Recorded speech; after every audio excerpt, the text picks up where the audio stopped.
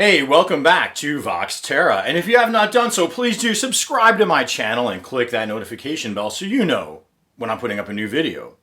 Today, what should be screaming headline news all across the planet, but isn't. That says something about the nature of our media. A story by Greenpeace Unearthed. ExxonMobil aims to drastically weaken Biden's climate plan. And used, now notice I said used, past tense, shadow groups to aggressively fight climate science, insider tells undercover reporter. June 30th, 2021, by Lawrence Carter. Now, to protect Vox Terra, I'll just say that this story is based on my best recollection of the Greenpeace article, as well as other articles that I've cross-referenced it to. So for this story, Greenpeace Unearthed had the reporter pose as a recruitment consultant looking to hire a DC lobbyist. The reporter set up a Zoom conference and there interviewed two lobbyists, one former and one current with ExxonMobil, fairly high-ranking lobbyists at that. Now, sure, much of what was said was already known, but much of what was said was not admitted to.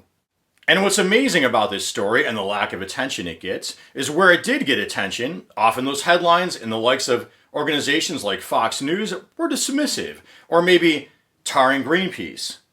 They duped someone. They duped these lobbyists. But let me point out that no one is saying this story was fake news. They're just trying to dismiss it. So for background, and I can cross-reference this background to the Union of Concerned Scientists somewhat, and to The Guardian, or the basics of it, Greenpeace offers background to their interview with the reporters that you should know.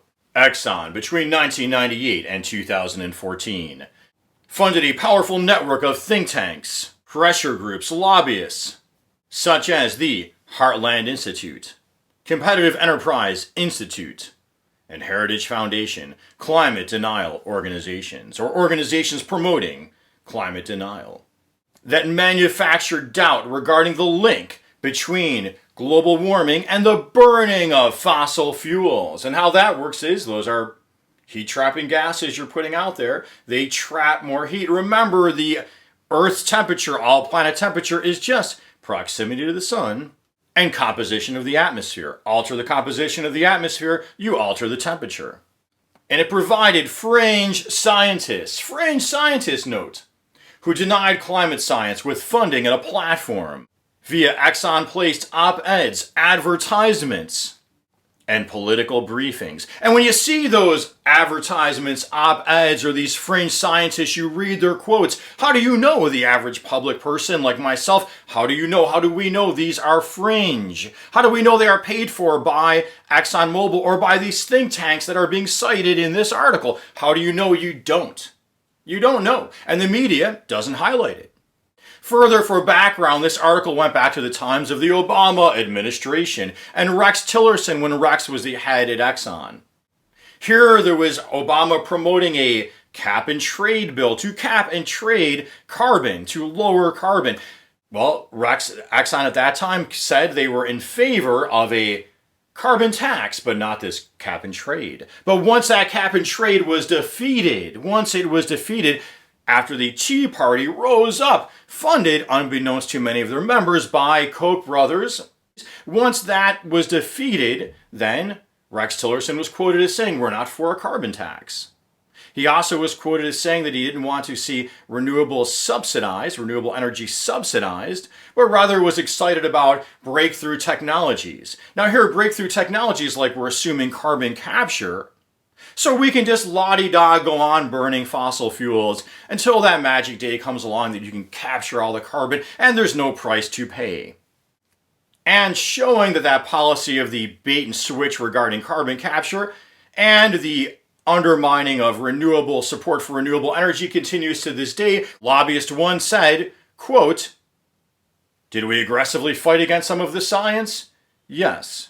Did we hide our science? Absolutely not. So here the admission to aggressively fighting against some of the science, but also underreported and underknown is that ExxonMobil scientists themselves, I believe back to the 70s, were warning, you keep burning fossil fuels, you're going to, accelerate the greenhouse effect.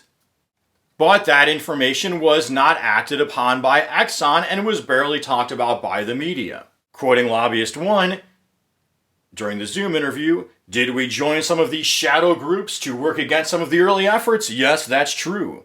By shadow groups, Greenpeace believes he means ALEC and Heartland Institute and those groups. He goes on, quote, but there's nothing illegal about that. We're looking out for our investments. We're looking out for our shareholders. And that's what everyone's got to realize. That's what all this climate disinformation, all this opposition towards protecting our environment comes down to. Protecting business as usual. Then, as Rex mentioned, not wanting to support renewable energy, here, Lobbyist 1 during the Zoom interview. You're not going to just be able to switch to battery-operated vehicles or land for your electricity, and it's having that conversation around why that's not possible in the next 10 years is critically important to the work that we do. And that's, I'm quoting here, at every phase. That's in the Senate, that's in the House, and that's with the administration. So did you hear that? Okay, you get it? It's trying to say, hey, it can't be done. We got to keep digging and burning fossil fuels. It's having that conversation is critical to the work that we do, and the work that we do is protecting business as usual, protecting that profit stream, that income stream. That's natural within our system, but people need to wake up to that. Don't waste your time arguing their point. They got plenty of money to do it. Argue for how it can be done. So back to that concept of carbon tax as the bait and switch. Lobbyist 1 during the Zoom interview, nobody is going to propose a tax on all Americans. Here he's referring to the carbon tax, I believe. And the cynical side of me says, yeah, we kind of know that. But it gives us a talking point that we can say, well, what is ExxonMobil for? Well, we're for a carbon tax. And next in the article, he was referring to the American Petroleum Institute and other oil and gas industry players. And he said something like they're new to the game, but they're learning how to say, hey, they're for a carbon tax because, as I remember, quote, they got nothing else, close quote. They got nothing else other than saying they're for a carbon tax that they believe isn't going to happen. Now, he also highlighted, which everyone should know and should be highlighted by our media, Exxon and any industries really power within our government, within our elected officials, who's paying for this whole system. And he specifically mentioned his efforts Exxon's efforts to target moderate Democrats because, my impression is the Republican Party is already fully in line with Exxon's position or that climate denial position. By moderate Democrats, we mean Democrats who are more easily influenced by that, we could call it a corporate establishment. Quote, Joe Manchin, I talk to his office every week. Quote, Senator Coons, ... has a very close relationship with Senator Biden, President Biden, they put parenthetically. Our CEO is talking to him next Tuesday and having those conversations and just teeing it up, ... close quote. Now referring to Congress people up for re-election, the class of 2022 is focused on re-election, so I know I have them, ... You can have those conversations with them because they're a captive audience. And they know they need you, and I need them. Okay, that's the power of this industry in our government that's rarely highlighted. What if it were highlighted? Who would have won the Democratic primary? Who would be president right now if that was highlighted? Now, the former lobbyist, I just want to go to him to continue to dispel any of this notion of Trump as a hero standing up to the big powers. That's false. I firmly believe. Here, lobbyist number 2, the former lobbyist who was active during the Trump administration, when asked about accomplishments achieved during the Trump administration, laughed and said, from the article, the wins are such that it would be difficult to categorize them all. And I will wrap up with that conversation with lobbyist 1, discussing the undermining of these climate agendas, by referring to it as death by 1,000 cuts. And also believing that they're not likely to really rally enough public support because climate change is not an existential crisis. And here he was dismissive, just said some wildfires, it's not everyday life. But look, he's thinking that way because he himself is a product of this very media environment that ExxonMobil and these other large corporations are responsible in large part for shaping. And as of now, it looks like those lobbyists are having some success because indeed the Biden climate plan within the infrastructure bill has been weakened quite a bit. And now many Democrats are talking about supporting a stronger measure during what's called reconciliation.